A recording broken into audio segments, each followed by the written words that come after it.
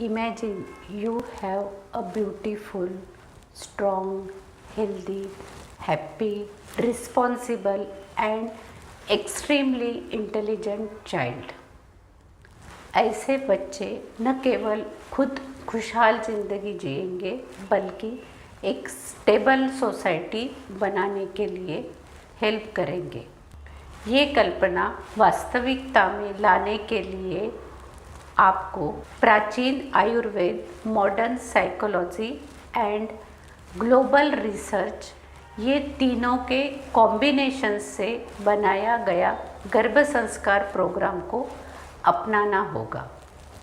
संस्कार यानी शुद्धि, अच्छे गुणों का संवर्धन और दोषों का निर्मूलन, गर्भ में स्थापित होने वाले दिव्य अंश को बुद्धिमान, आरोग्य संपन्न और चारित्र्यवान बनाने के लिए अपनाई जाने वाली आचार पद्धति को गर्भ संस्कार कहा जाता है।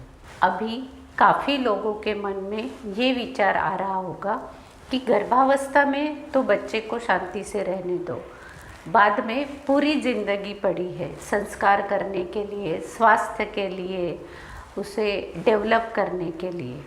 लेकिन ऐसा नहीं है, क्योंकि जन्म के बाद बच्चा खुद की आँखों से देख रहा है, खुद के दिमाग से सोच रहा है।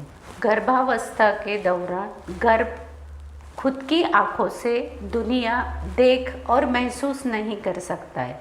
वो टोटली माँ के ऊपर डिपेंड होता है। माँ की तरफ से जिस प्रकार के सिग्नल्स उसे मिलते हैं उस प्रकार के चेंजेस गर्भ में होते जाते हैं। इसीलिए गर्भावस्था के दौरान वो पूरी तरह से माँ के कंट्रोल में है। माँ जो चीज़ें चाहती है वो उस तक पहुँचा सकती है।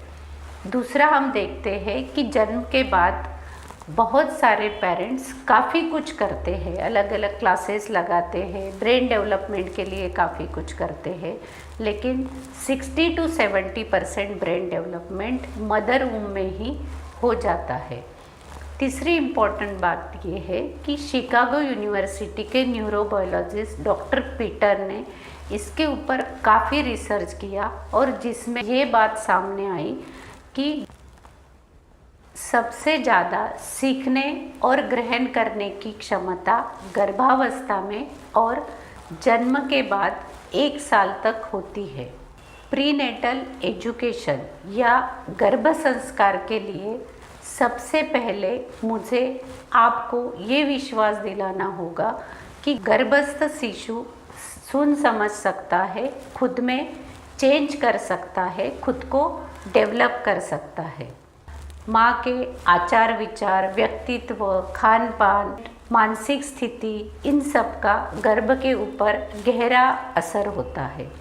ये सब चीज़ें अगर मैं शास्त्रीय दृष्टि से आपको समझाऊंगी तो फिर आगे आपका और मेरा काम बहुत इजी हो जाएगा।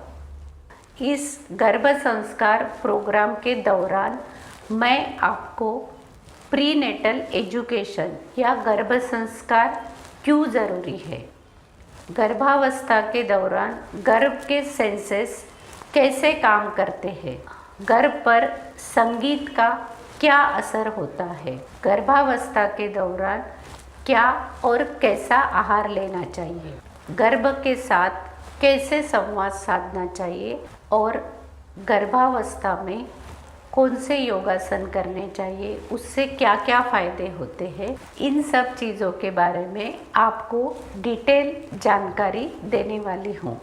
जो भी गर्भवती महिलाएं physically, mentally, emotionally, spiritually and socially strong बच्चे चाहती है वो इस गर्भ संस्कार प्रोग्राम को ज़रूर अपनाएं।